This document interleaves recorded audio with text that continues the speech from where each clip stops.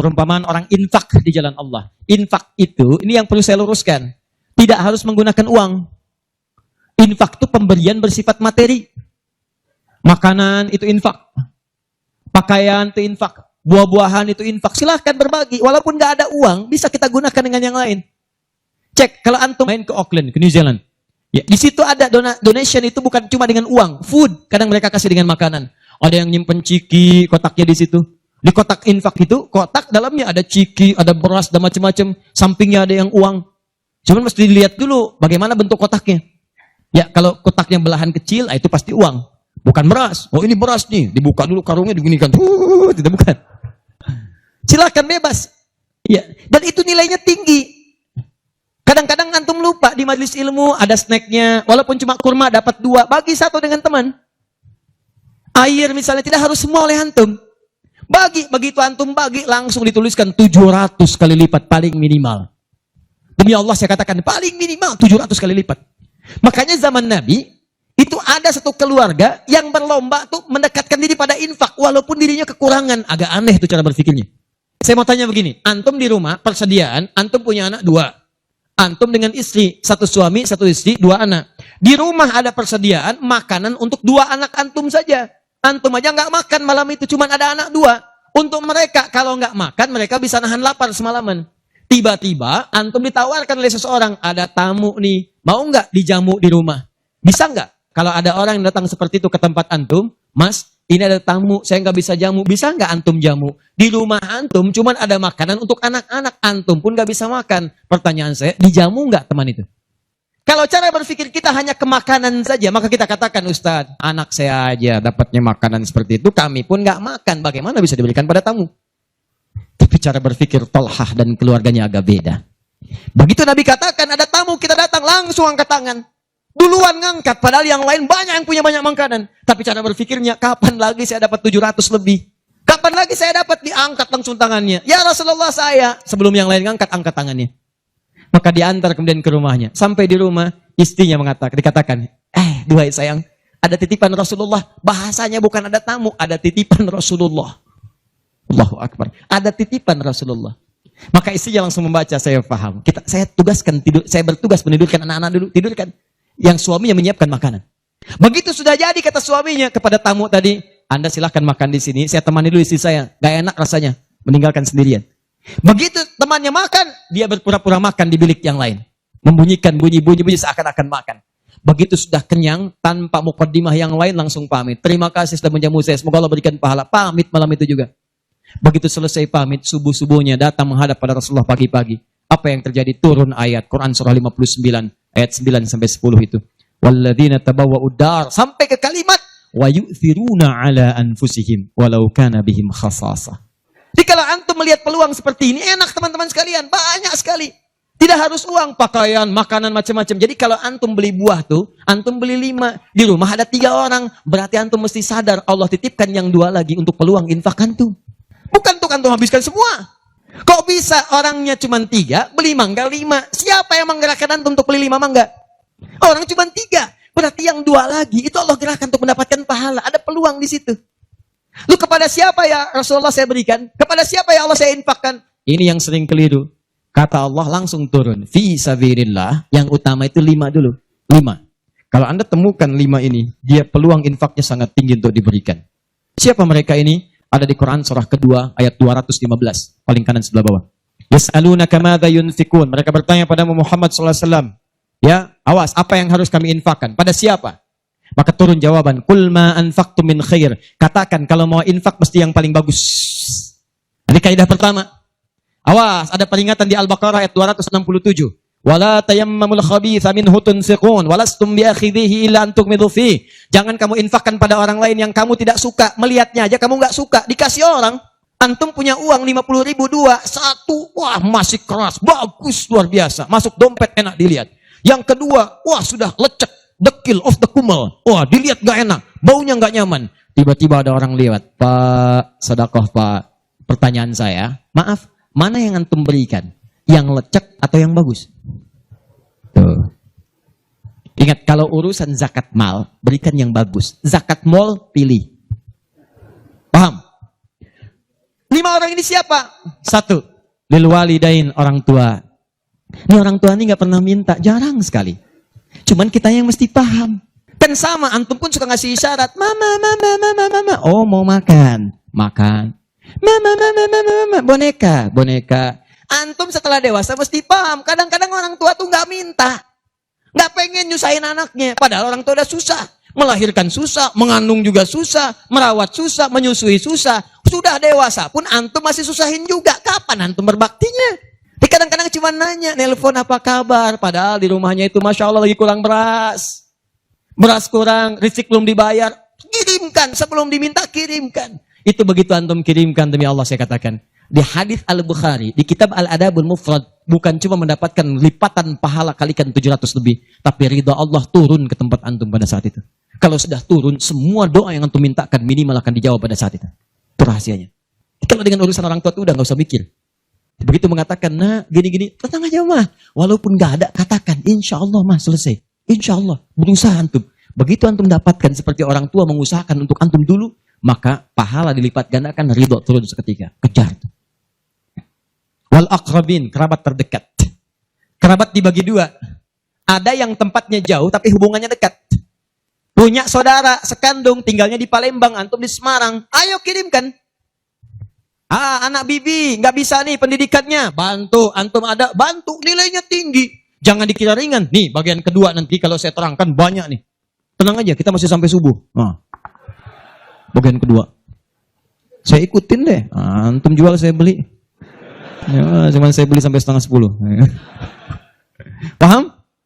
Ayo akrabin. Yang kedua itu, maaf. Golongan kedua akrabin bisa tetangga. Orang yang tidak ada hubungan famili secara mahram, cuma tetangga antum. Tapi kalau yang kedua ini, Allahu Akbar, indahnya Al-Quran. Cek oleh antum, silahkan cek. Walaupun beda agama, itu tetap ada peluang infak. Gak ada ketentuan ini kecuali di Quran. Gak ada aturan ini kecuali di hadis. Buka Quran surah ke-31, ayat 15, paling kiri sebelah atas. Ada anak muslim, orang tua, belum Islam, belum dapat hidayah. Kata Allah, urusan untuk ibadah, pisahkan. Orang tua jangan paksa, doakan dia, silahkan dakwahi. Tapi urusan dunia, wasahibhuma fid dunya ma'rufa. Wa in jahadaka ala an tusyrika bima laysa laka bihi ilmun fala tuti'huma. Urusan ibadah masing-masing, kalau diajak-ajak enggak usah ditaati, tolak dengan cara yang lembut. Lembut. Tapi kalau urusan dunia, bagi.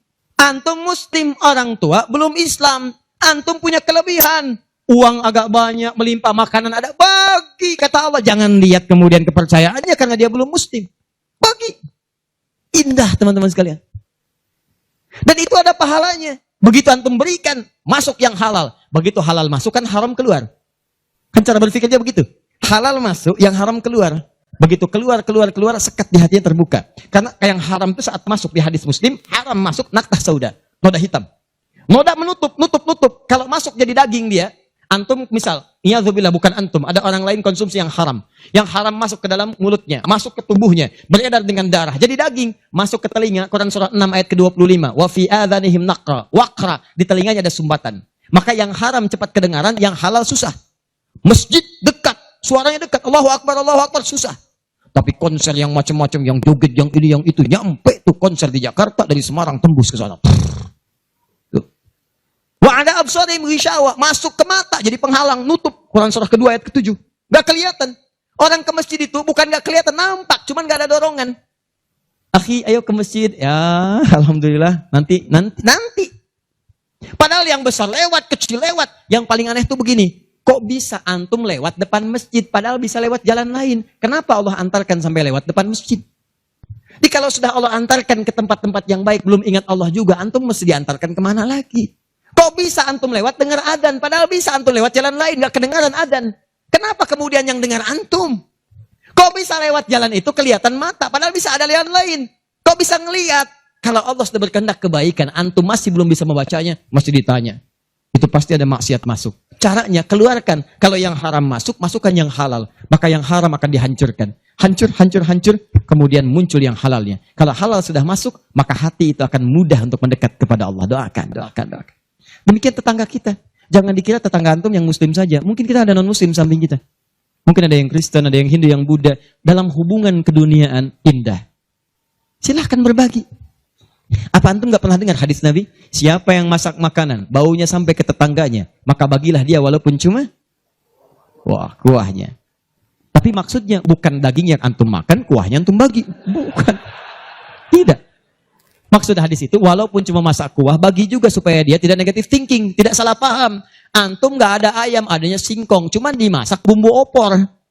Bumbunya opor, tapi dagingnya singkong. Dimasak gak antum bagi, tetangga bilang, oh masak opor enak nih, padahal singkong.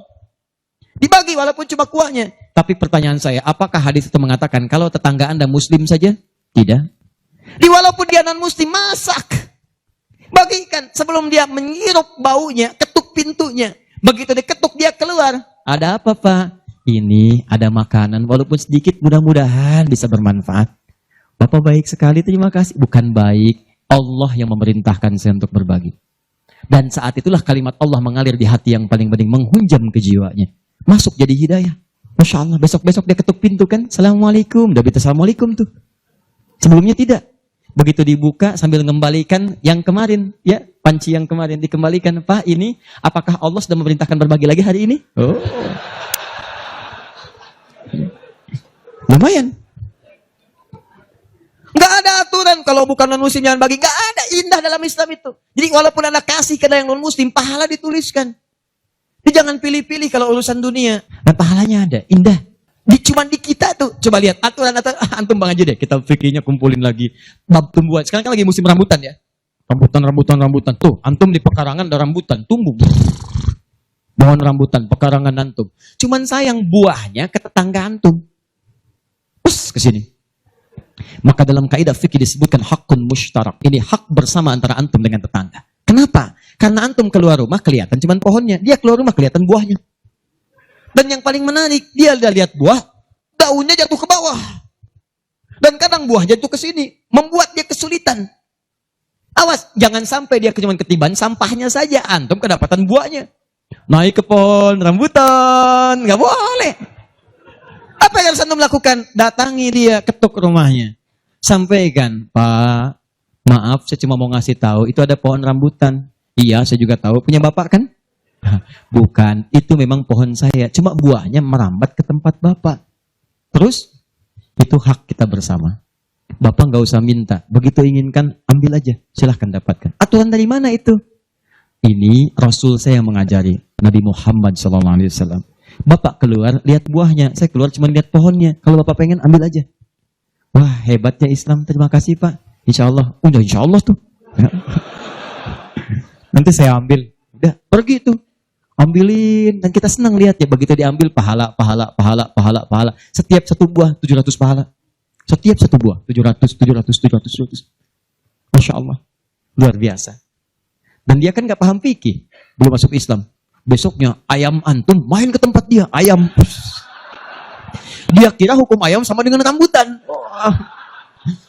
Nabinya umat Islam baik banget. Kemarin ngirim rambutan, sekarang ayam.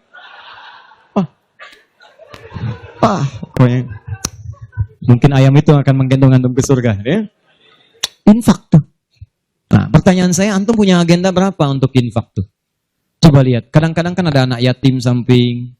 Gak usah terpikir banyak uang. Pakaian, buka ya. Buka tuh pakaian antum. Masuk ke kamar, buka. Begitu dibuka, berapa banyak koleksi pakaian antum? Coba cuma pesen ya, cuma pesen satu aja. Mohon maaf ya, maaf sekali. Jangan sampai ada pakaian, walaupun sehelai itu, yang belum pernah dipakai ibadah. Usahakan setiap yang kita gunakan jadi saksi di akhirat bahwa dia pernah dipakai ibadah. Karena semua akan bicara. Tuh lihat kaos, bagian dalam, celana, bagian luar, semua, cek lagi semua. Dan kalau sudah itu antum pakai, ada yang lain gak kepake, bukan gak kepake. Boleh jadi, itu dititipkan oleh Allah kepada antum untuk menjadi pahala antum dengan itu. Sebab mudah bagi Allah menitipkan pada yang lain. Kenapa dipilih antum? Supaya dapat bagian pahalanya. Jelas?